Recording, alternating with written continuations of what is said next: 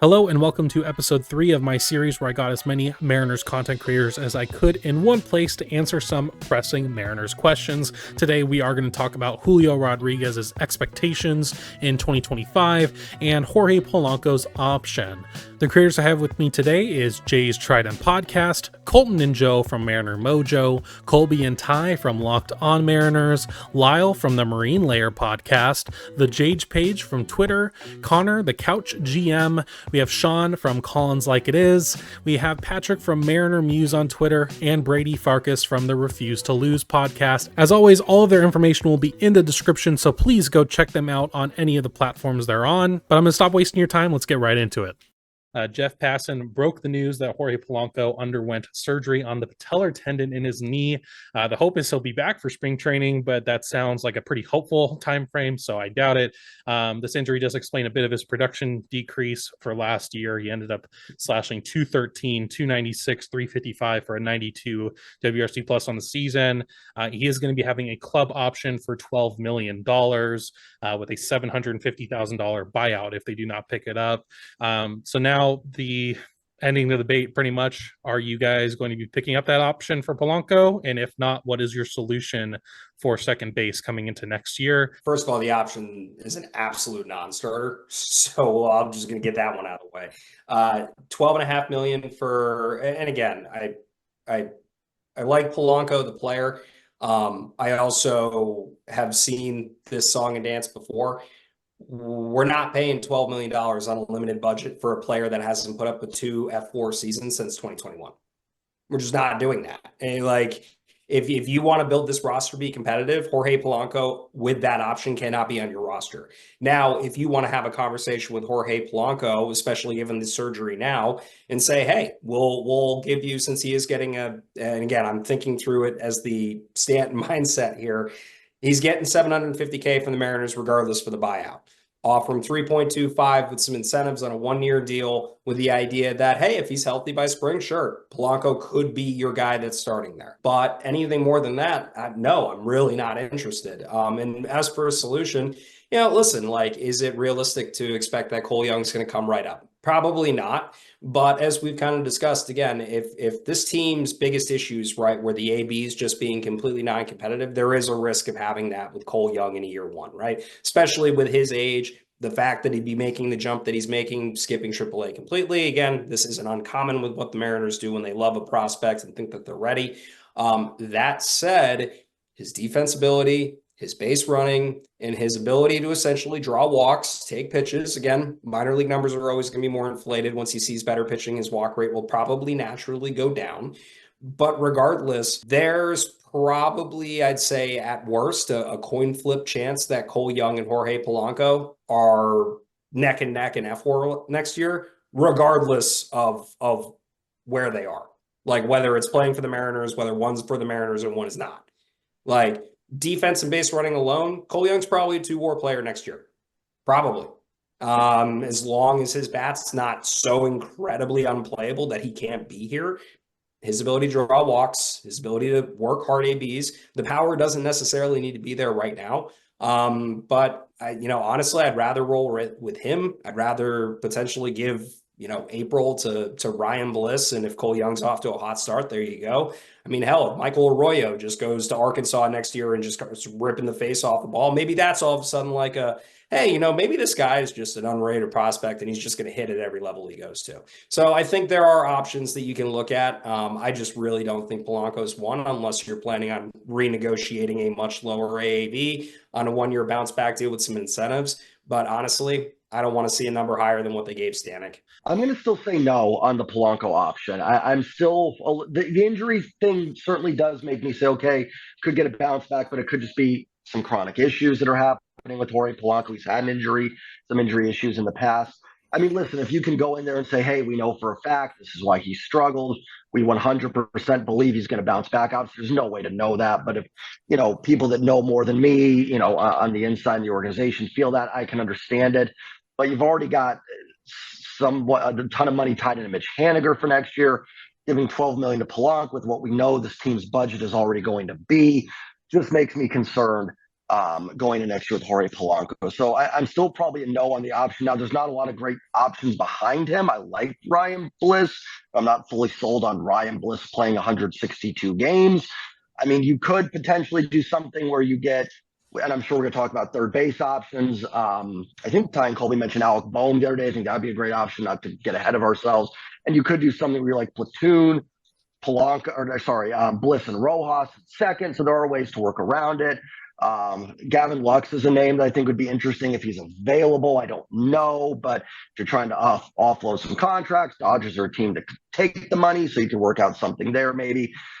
I'm just going to say no on Polanco. It is somewhat tempting. I can totally see him going somewhere else, bouncing back, and you know the reactions are going to be on that with not bringing him back. But right now, I'll stand up and I'll say no on the Polanco option. I personally would pick up the option of Jorge Polanco just so that it gives you that runway to be able to work in a Cole Young or a Ryan Bliss. I mean, Jorge Polanco, you look at his career up to this point, and he's been like a 15 to 20% above league hitter, a 269 switch hitter up to this point. And it's also a tough thing because he's already been in this ballpark for a year. So you would hope that he's able to make some of the adjustments that he learned playing in the ballpark this year. Whereas some of the new guys, if they were to go get a free agent, which it's not going to happen, or if they were to bring a guy up through their system, would have to deal with some of those things, but he already knows what to expect. It's promising to hear that the surgery was, one of the big issues, or fixing one of those big issues in his knee. And that explains why he was basically the worst second base defensive guy regular in baseball, and also his offensive production, specifically from the left side of the plate. So I personally, if it was my money, I'd pick it up. And if they want to be the most competitive that they can be heading into 2025, I think they have to, but will they? Probably not. Something tells me I actually might be in the minority here with this. I'm bringing him back if it's me. Look, I know $12 million is a little hefty. Here's my counter. Number one, he essentially has to be a 1.5 win player to earn that money next year. And I know his defense isn't great, which is going to take down his WAR period throughout the course of a season. But so there's two sides to look at how this injury and this report of the injury goes moving forward. You can either say, look, the guy's just injury prone. I wouldn't risk paying him $12 million. We're going to move on. Or you say, well, he was playing a lot of the year injured.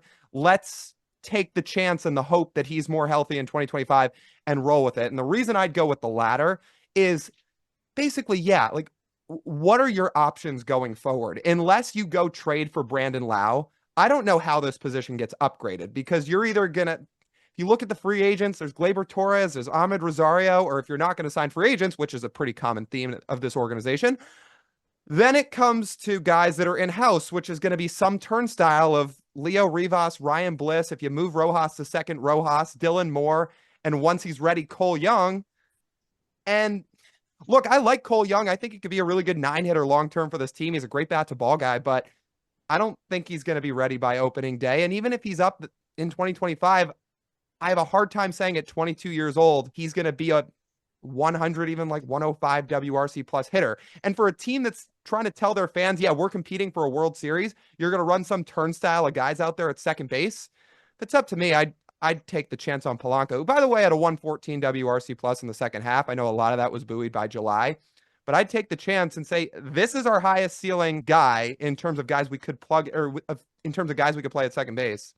I'd roll with it. I'm a noted Bliss Young guy for this. I also think potentially maybe Josh Rojas is tendered and hangs around and could be interesting at second base. Obviously, he was great at third this year.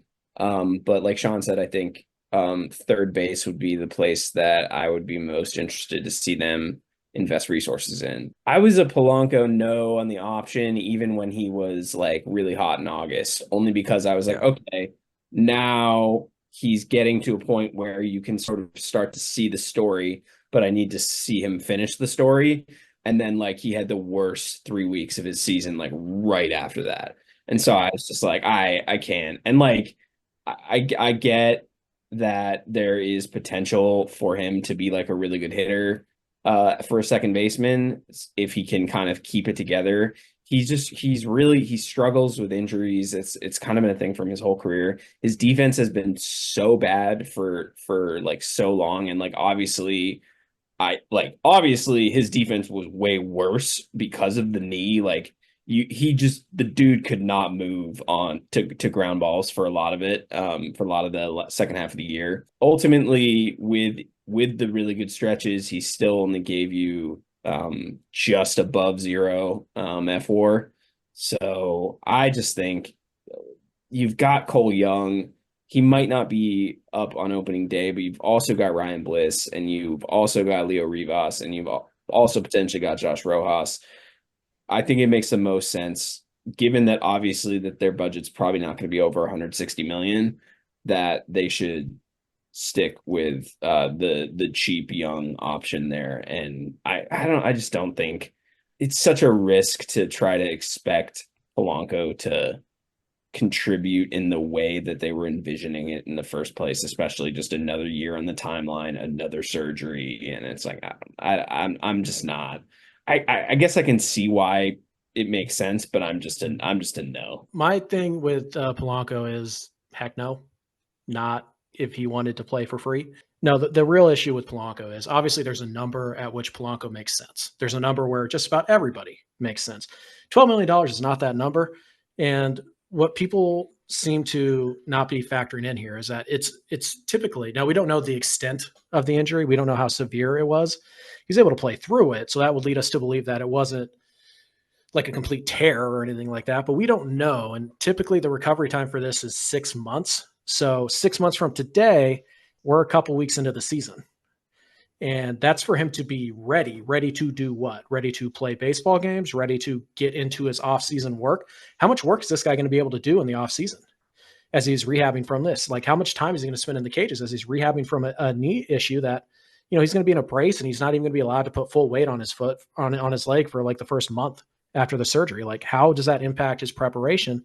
On top of all of that, this is a guy, Polanco, in 2022, he missed 58 games. 2023, he missed 81 games or 82 games.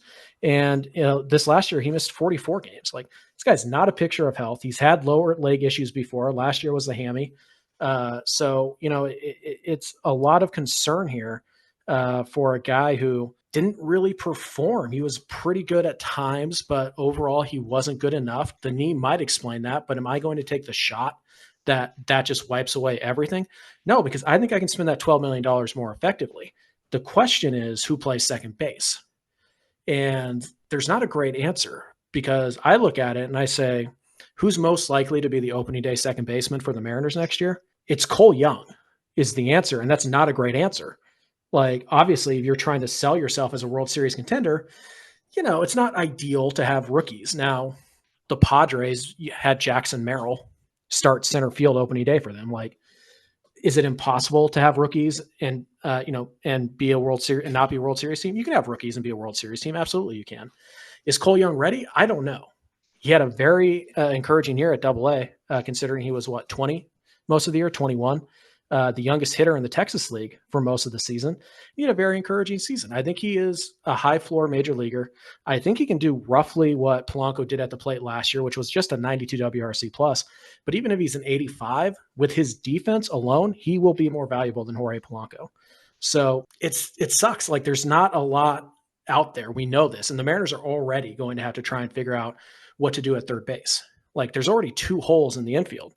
And we're not even talking about first base, which may or may not be Luke Raley. They didn't really want to commit to Raley being the first baseman, or is he part of the outfield mix, or is he the DH? Like, I don't know. So there's a lot of question marks up in the air, and it would be great if Jorge Polanco could be the answer to one of them. I don't think he can be. I would rather have the $12 million, especially since I can't count on my owner to cut more checks that I want to cash. I have to kind of, count my pennies. That $12 million on a guy who may or may not even be ready to begin baseball activities until the middle of spring training, that's way too big of a risk for me. If he wants to come back at, $3, $4, $5 million with a bunch of incentives for playtime, we can have a conversation about that. But that's a conversation I can have in January, and I can take the next 3 months to try and figure out, like, what are we going to do? Like, what's our plan here? And is Cole Young ready? And if we don't think he's even ready for a shot, then we got to go out and we got to find somebody else. Maybe that somebody else is just Josh Rojas, which again is also not ideal. So it's a no for me. I'm not interested. There's too many injuries over the last few years for this guy. The $12 million is $12 million is way too much. And just from a pure baseball value standpoint, for Cole Young to be worth as much as Jorge Polanco was to you last year, he's got to be like a 75 WRC plus. Like that's it. So I would rather take the shot on Cole Young being more than that than pay $12 million to a guy who may or may not be ready by opening day and is coming off a bad year with a history of leg injuries. Now I'm out. Like I'm out on Polanco. As much as I want to be in on him, I was huge on the Polanco trade. Loved it. Would do it again. Honestly, similar player, similar package, would do it again. It just didn't work out. And I'm not foregoing the opportunity to improve for fear that I might not. I'm taking the shot and I'm going to use that money elsewhere. I think picking up Polanco's option would be absolutely crazy. I think it'd be borderline reckless. I think that if you really want Polanco, you could get him for half the price. So just decline the option. And if you offer Polanco $7 million, $6 million, he's going to take that. I don't want anything really to do with him next year because that injury that he has is about a 6-month injury at the best. So that you're going to be talking about, is he even going to be ready for opening day? And by the time he's ready to rock and roll, here comes Cole Young. So I don't really want as part of our future plans. I want more resources poured into third base and DH. And if I'm being completely honest, the injury news, I know a lot of people were, I don't know if rooting on Polanco or justifying the season he had. Honestly, it pissed me off. It's okay to play hurt. You can't play injured, though. And if you're out there, a shell of yourself, you should not be playing. And it explains a lot, sure, but it also it pisses me off because you cannot play with the injury he had. It shows. I mean, it's obvious now. Hindsight's 2020. It's obvious, but yeah, I would say good riddance to Polanco. And my plan would be probably to roll with Bliss opening day, and when Cole Young is ready to rock and roll, bring him up and let him have every day at bats, probably hitting 8th for us. And like I said, I want to see resources poured more into third base than middle infield. I think it's a tough question because, like Lyle said, he doesn't have to be spectacular to be worth $12 million next year. Like, I think that if you look at a couple years ago at Jorge Polanco, you say he is absolutely worth $12 million. With that being said, I mean, he's on the wrong side of 30 now. He's a guy that we saw. Honestly, his at-bats were so frustrating this year to watch.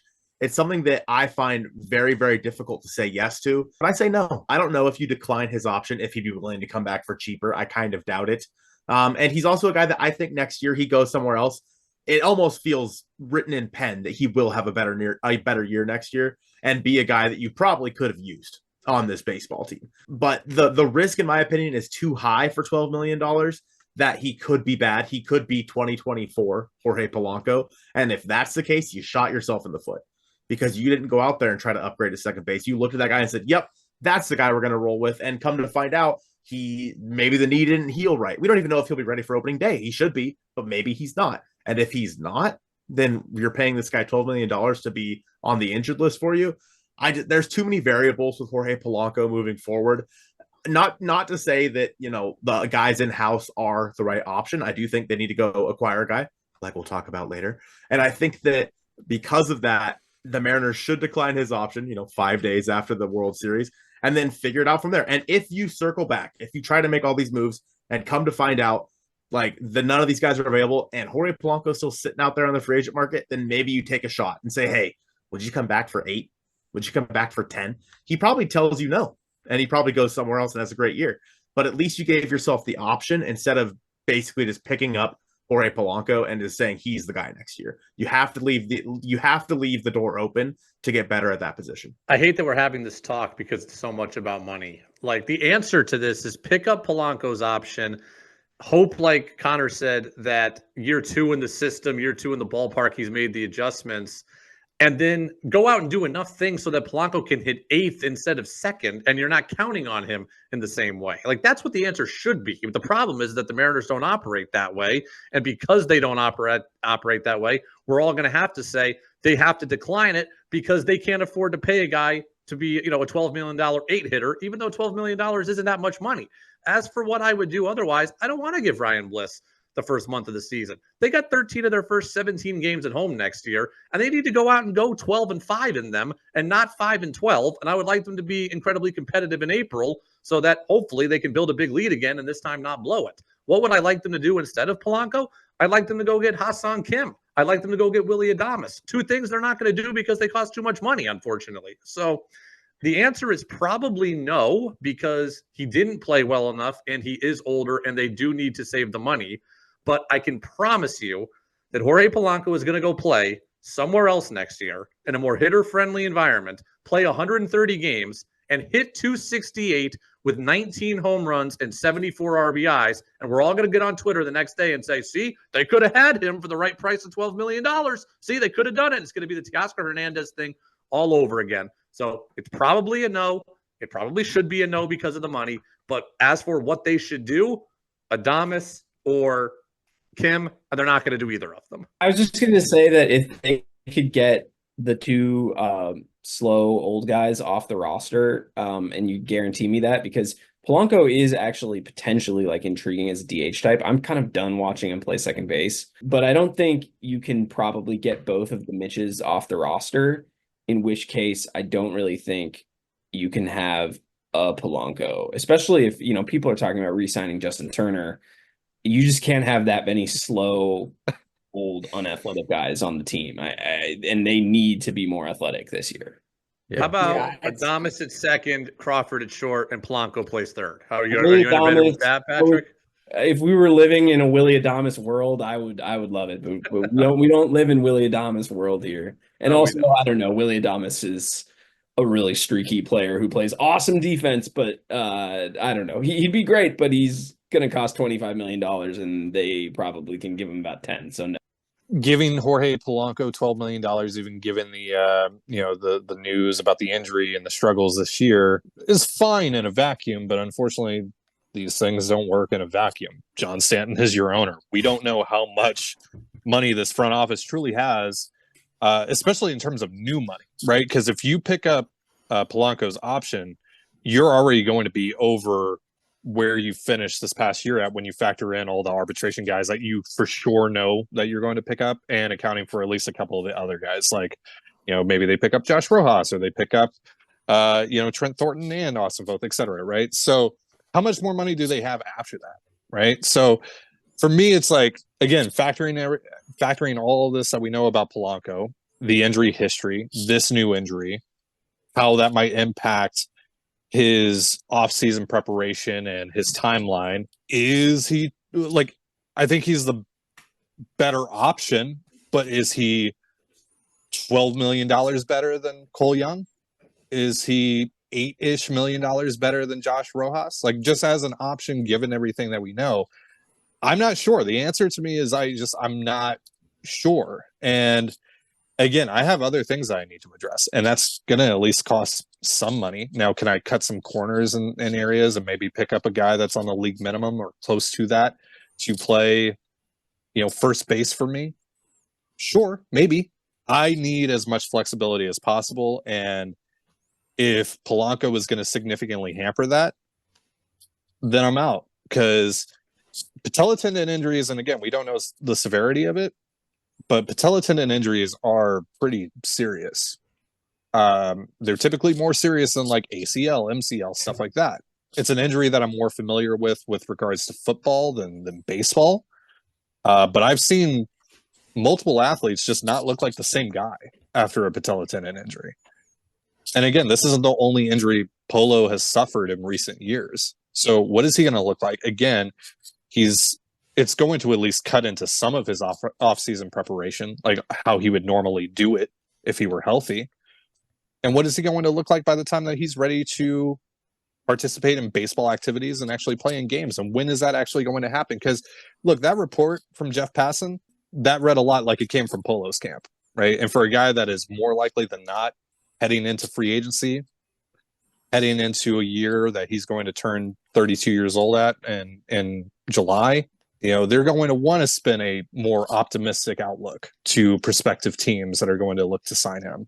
And yeah, it's going to be a limited market, and there aren't going to be many options, and that's not just a Mariners exclusive issue. There's a lot of question marks surrounding Jorge Polanco, and it's possible that he ends up being one of these guys whose free agency lingers later on into the winter, potentially into spring training, potentially into the regular season. We've seen that happen with a couple of guys who didn't even have as many question marks as Jorge Polanco does right now.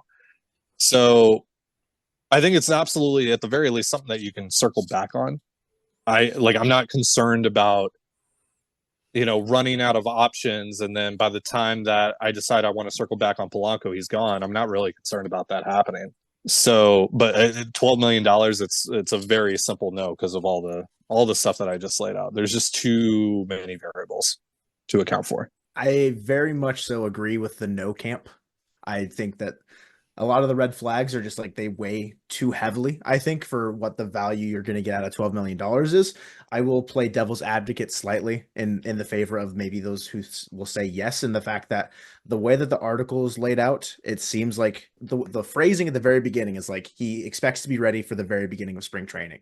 And the way that his season played, he got better in the second half, like pretty exclusively. Like OPS is by month 604, 572, 474, reaches his bottom there, and then he gets back up on his feet to 783, and then it comes back down a little bit to 693 in August, and then 631 in September for OPS. Like, it's not great. I mean, he only had one singular month worth in OPS over 700, and I don't know if that's necessarily something you're willing to risk on a guy that has, as Colby kind of mentioned, like has missed time in the last 3 years pretty extensively, played through a pretty, I guess, like nagging knee injury this year, where I don't know how bad it was really. If he's playing through it and playing 120 games and he's getting better as the season goes on, maybe he's just kind of like learning how to deal with like the pain and like learning how to play around it more. But the value you're going to get out of $12 million given to him versus like trying to spend it elsewhere, I just think you can get more out of that situation. And like, if you decline it, and you're saying like circling back, like Ty was saying, how Colton was saying too, like you can try that. I just don't know if one, like how that will kind of like sour the relationship if it does, like if they decline it and then he's like, oh, so now you want me back for this amount of money. Like, I think it's no, and I just think he's going to go on to like, I guess like the grass is greener for him elsewhere next year in 2025. Like, I don't see him returning personally. Let me just ask this one question. I guess, well, Colby kind of gave his answer, but I'm just curious from everybody else because I was the only person in the yes camp. If you're going to move on from Polo, are you okay with the in-house solutions, or do you want to go get somebody outside the org? Because like, you guys are smart. Maybe you already know this, but I'll just throw it out there anyway. Josh Rojas from May 15th and on had a 555 OPS. Like, I don't love the idea of running that guy out at second base. Rivas and Bliss are not proven. I don't like the idea of Dylan Moore at one position. I've got bad nightmares about what second base could look like if you move on. I think the simple answer to that, and it's something that we won't know what it looks like, is what else did you do? Is that something that you can eat? Can you eat having Ryan Bliss start the year at second base? Can you eat having Cole Young start the year at second base? Right. Or, Rojas start it there until you feel Young is ready, whatever the case may be. But yeah, I think it depends on what else you do. I don't think that they can leave any stone unturned into figuring out how to put a competent second baseman and somebody competent over at third base as well. Even if they fill both second and third base, I think Rojas is best suited on the bench, in my opinion. He should not be starting every day. Maybe the left-hand side of a platoon, but I think that when you look at around the infield, I mean, again, Joe and I have talked about this, like even JP shouldn't necessarily be safe in 2025. Not to say that he hasn't earned like, the benefit of the doubt going forward, but they have to look at every single avenue, whether that be a trade, whether that be a free agent, whether that be in-house, and whether that even be Jorge Polanco. They have to analyze everything and decide what they think is best, because if they get it wrong, like they're screwed, frankly. Like if they get it wrong, this whole front office is probably gutted next year. And I would think, and I'm not going to say that, I mean, obviously we have no idea what kind of contract Jerry Dipoto and Justin Holland are under at this point, because for some reason they didn't announce anything. But knowing where things are headed and how poor this offense was in 2024, I want to say it can't get worse, but I feel like that's setting up for like a bad baseball takes thing. So I don't want to do that. Exposed. Yeah, old takes exposed. So I don't want to do that. Plan A should not be in-house options. Plan A should be going out and acquiring somebody, whether it be via trade or via free agency. Yeah, I'll throw out a name that shouldn't cost a ton of money that we know they've had interest in multiple times. That's Ahmed Rosario. Now you would have to platoon him, but could a platoon of Ahmed Rosario and Cole Young work, or a platoon of Josh Rojas and Ahmed Rosario work? Maybe. So that's just something that, again, he's probably going to cost $4 million ish, if I had to guess. Maybe that's something where you invest at least a little bit of money into it. but it's another guy that's not like swinging for the fences. Yeah. But it's at least a bridge. It's another option to be a bridge to whatever else is next. Yeah, just to wrap this up, I think my thing is I like what Cole Young has the potential to be. I just don't love the idea of sticking him as your opening day second baseman because you have no other options. I'd love to see them have something in place until he's ready, so you don't have to force him into the role. We're going to talk about Julio specifically in this one.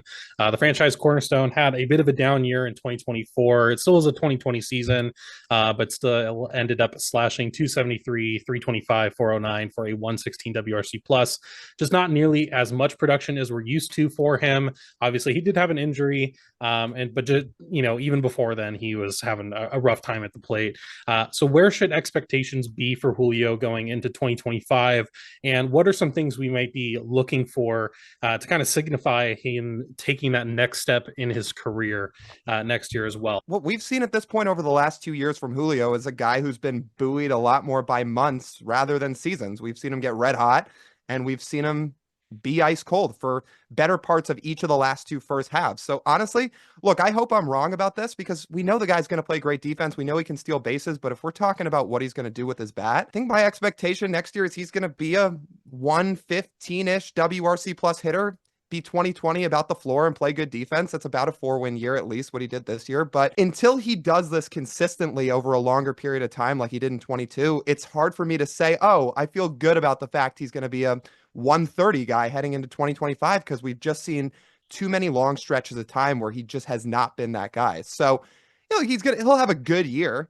I don't think he's going to hit 180 or anything like that. But yeah, if you were to ask me where I think he'll be in 25, I'd say my bar is about 115 WRC plus. Fair expectation for Julio is to expect him to be a top 10 MVP candidate. I don't necessarily need him to win it, but a top 10 MVP candidate is a fair expectation. I'm okay with him hitting 275 for the season, but what would I like to see? I would like to see him hit consistently 275. I don't need him to hit 220 one month and 375 the next month, and I don't need to see him hit 180 one month and 480 the next month. I would like him to be consistent all the way throughout, top 10 MVP finisher. I think it's completely fair to expect him to be 30-30 every year for the foreseeable future. Yeah, I don't think that's an unreasonable floor, sitting at like a 115 WRC plus 2020 season, whatever. Like, the thing that you're looking at is his slug has just gone down since his rookie season, like every year. And obviously this year was a tremendous drop off compared to the drop off from 22 to 23. I think, and if there's one, I guess, non-disappointing factor from the 2024 season, everybody that wanted Edgar Martinez in and say Scott Service out kind of a situation, I'm sure there's people that are ringing that bell like crazy. If Edgar's still with the team in some capacity, I think that maybe what we saw out of Julio the last month could be, I guess, extended for more than a singular month. And that's like, I guess, me coping. I would put it a little bit above this season. I think that even working through that ankle sprain, like that injury at the end of the year, and still being able to put up such a hot stretch at the end of the year shows a lot of resolve in Julio. And whether or not there was outside things influencing earlier on in the year, like with his down season to begin, and then he continues to get hot as the summer months go on, I just have to, at some point, like there's going to have to be some sort of like Turner corned. Whoa, corner turned. Turner corned is crazy. We're going to need to see that happen, and we haven't yet. So it's like in the fourth year, entering his age 24 season, like how much more time are we willing to give him? I'm willing to give him the benefit of the doubt, like again this year, and say that like he'll put up closer to like a 125 WRC plus, like more so like the 2023 season. But I don't know if we'll see like an MVP top 5 finish until like that is truly extended.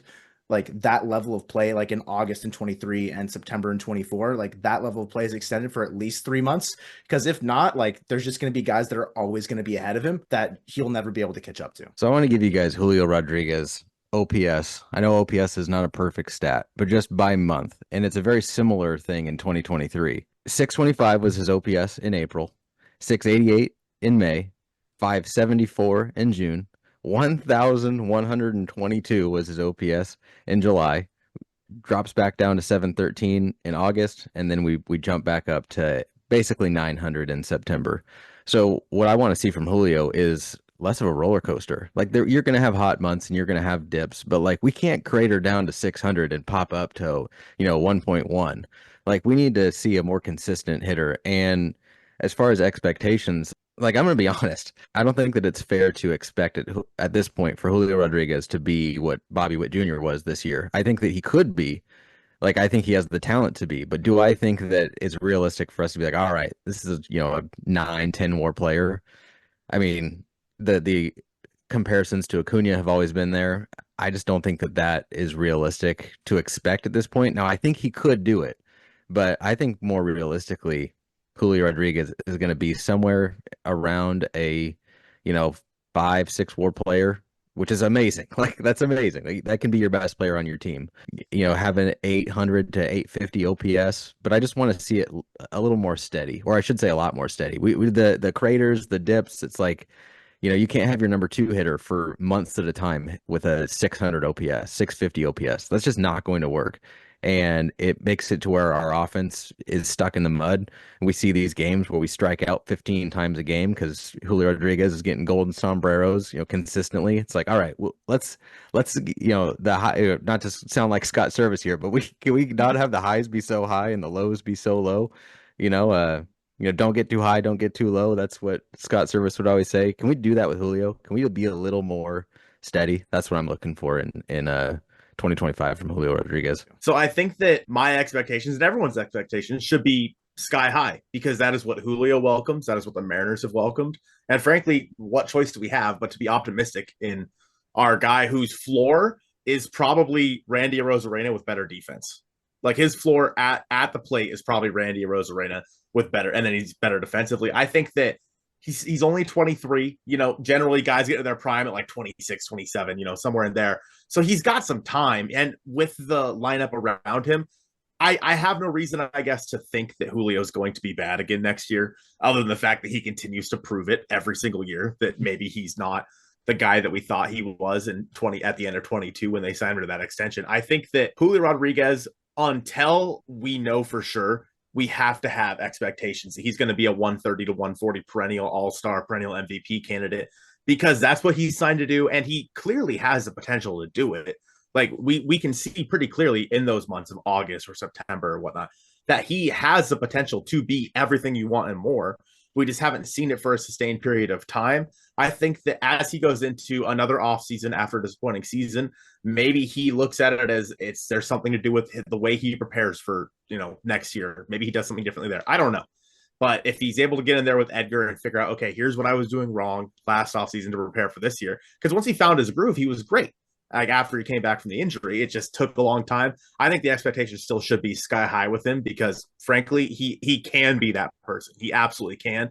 He just has not been able to do it for a sustained period of time. Yeah, with Julio for 2025, like you guys mentioned, the consistency. It's not completely perfect, but the team kind of goes how Julio goes. He's not the entire team, but it seems that when he's performing, that is contagious and the rest of the team kind of picks up off of that. I don't know how much of a clubhouse type leader verbally he is, but clearly, with his play when he's performing, it's rubbing off on the team. So, I mean, for me, if he's 130 weighted runs created plus or higher, there was 25 guys last year that were a 130 or higher WRC plus. I mean, I could see him being a 30-30 guy every year. And I think it's realistic to expect that from him, especially with his ability and what he's getting paid and the contract and all that. But more consistency. And, I'm not expecting MVP every year, but 30% better than league average or better at least. Yeah, I mean, my biggest thing about Julio this year is it's obvious that he's not a guy that at just 23 years old,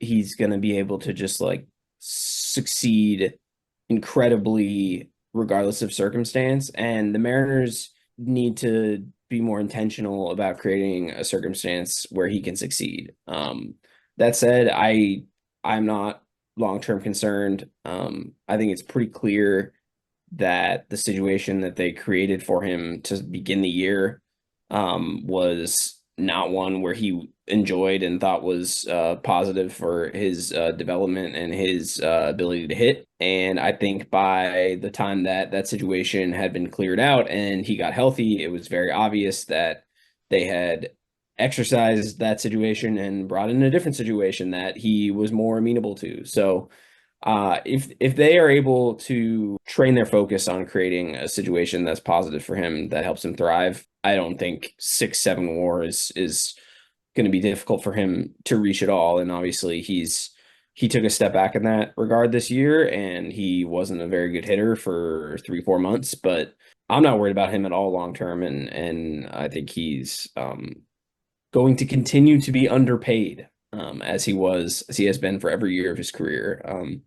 15 WAR for 15 million so far in his career. So I think he's right on the right track. And I'm not worried about him whatsoever. He's still an outlier performer, even though he had a step back this year. I thought Colton hit the nail on the head with the age thing. Still 23 years old. Still, I think the world of Julio. I still think he can be an MVP for this team down the road.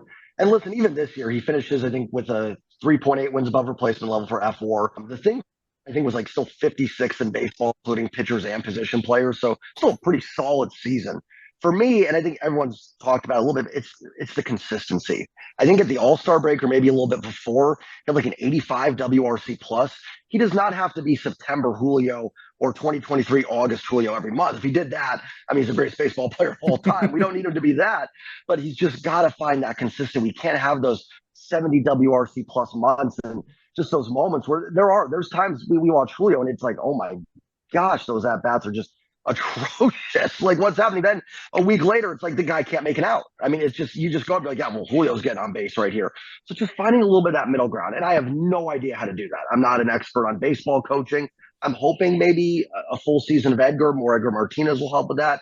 Maybe Dan Wilson's got something he can do with that'll help. I don't know. It's just something I'm hoping for. Maybe it's not even a coaching thing. Maybe it's just some players are streaky. And obviously he's not going to, I'm not saying if his WRC plus is 120, it's got to be 120 every month. Every player has good streaks and cold streaks, and then that's going to happen.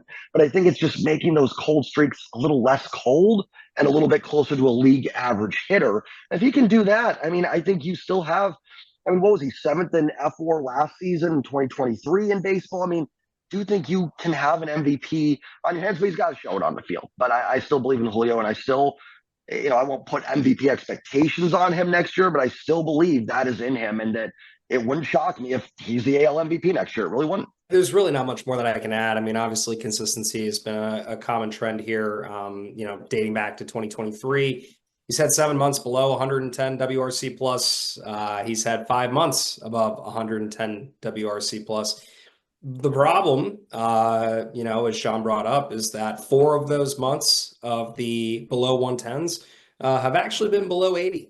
He's been a completely non-competitive player. I mean, his again, as Patrick alluded to, his 3-month stretch this year by WRC plus, Julio was one of the worst 5 outfielders in baseball. It was bad. There are always silly questions and comments when they come up online of why can't they just send him down to Tacoma to go work on some things? Like, yeah, that's not realistic. That's not how this works. But that being said, kind of to Sean's point with the roller coaster piece and the really, really lows, I think Julio's growth doesn't necessarily come from his, inability to slump anymore. Everyone slumps. I think his is going to be not letting his valleys get so low. And that's really been the hardest part for him. Like, it's okay to slump, but I think what really troubles me with Julio, and this will lead into my last point, is that, again, I love how he plays the game. I love the joy. We didn't see a lot of the joy this year. I think this was one of the first times we actually saw not happy Julio. It was just like, I'm here for work. I mean, if you even remember the quotes, again, maybe it was just, taken out of context. But again, after Scott was fired, one of the comments from Julio was, listen, I'm just an employee. That was kind of a guy that did not enjoy playing baseball this year, and it was very evident. And when Julio's not having fun, it definitely affects him. But kind of leading into that last point, August and September, Julio, and I think I alluded to it on Twitter or made the joke once where I basically said, pissed off Julio is a problem. And we need more of that. I've said it in our Discord channel. We need more Helio. To use the wrestling term of face and a heel, we need the bad guy Julio a lot more. It just feels like when he is, his same bubbly self, but he's in those slumps and he's just trying to work his way through it. I mean, there are just full-blown non-competitive at-bats. I mean, how many times can you guys remember even this year where he goes up, Pitcher throws 5 balls. Julio swung at all 5 and struck out. Like that happened multiple times this year. And you're just like, I know you're working through things, but this isn't even competitive baseball right now. You're just up there hacking, trying to hit your way through it. And the fact that no one was really able to get to him early enough, again, to Patrick's point that he brought up earlier of just, you really wish that they're going to be very intentional on how to make sure that Julio doesn't get down into these valleys where he just can't get out of them. We need competition from him at every AB because that's how the roster is built. When Julio goes, the team goes. If he's having non-competitive games, those are the days we're getting non-competitive offensive outputs from us. So the consistency is big, but I just want to see him take every AB. Again, I know you can't do it over the course of a season, 750 plate appearances of trying to treat it like a playoff AB, but I definitely need to see less of the 5 swings on 5 pitches out of the zone and ending with a strikeout. Like, I really can't see that anymore. I agree, especially with the last point that Jay made there, that like the expectations going into 2025 probably should change from what maybe they were in 2024 or going into 2024, 2023, et cetera, where, all right, this is the year. He's going to be an 8-win, 9-win, 10-win player. He's going to, contend for the AL MVP. But I also don't think that we should overcorrect either. Because as we've seen, when he gets hot, he can be that guy. He absolutely is that guy. So we know that's in there. And that absolutely, I mean, not like August Julio, but that absolutely can be carried over a longer duration of a season, right? That can be carried over for a full year, right? Because we know that he's going to give you plus center field defense. That is the second most valuable position on the field. So there's going to be a heavy premium placed upon that. And we know that he can be a 130, 135, 140 WRC plus guy. Like, we saw the floor this year.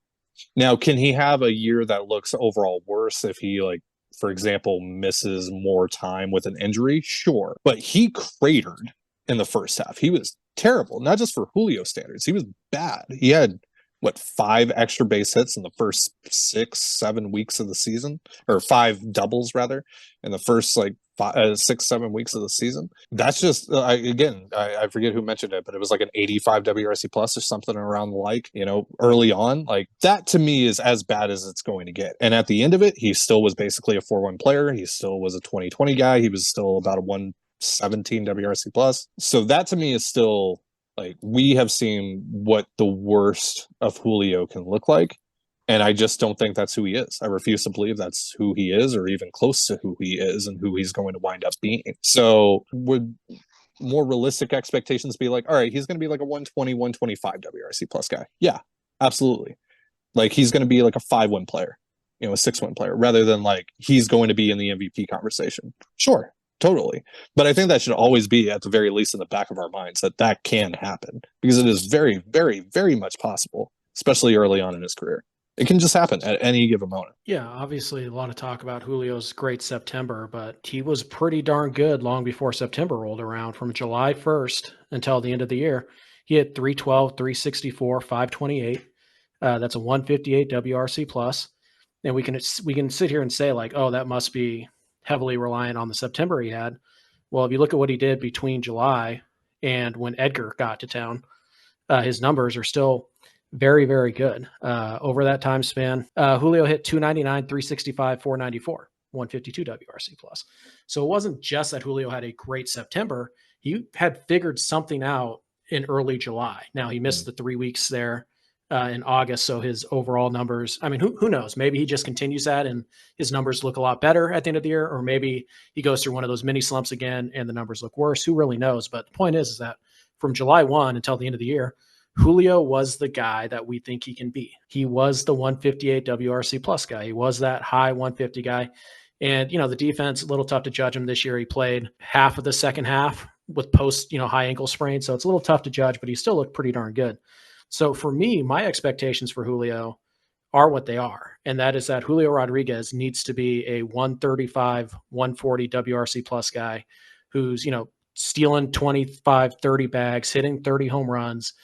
He needs to be a 6.5, 7-win guy. And I think there's nothing wrong with expecting that from him, because he has that talent. We know he does.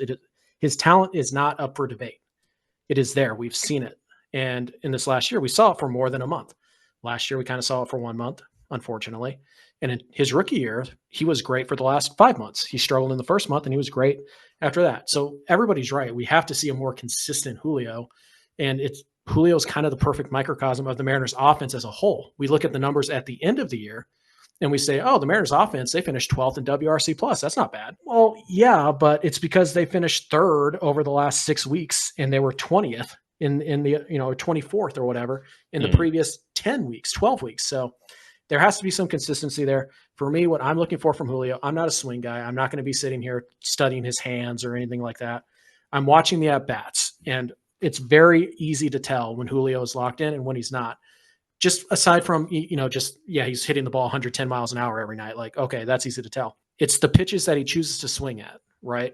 It's the slider away, which is giving him troubles. He won't lay off of it when he's really struggling. And it's the velocity in. He's got to lay off that running two-seamer in off the plate.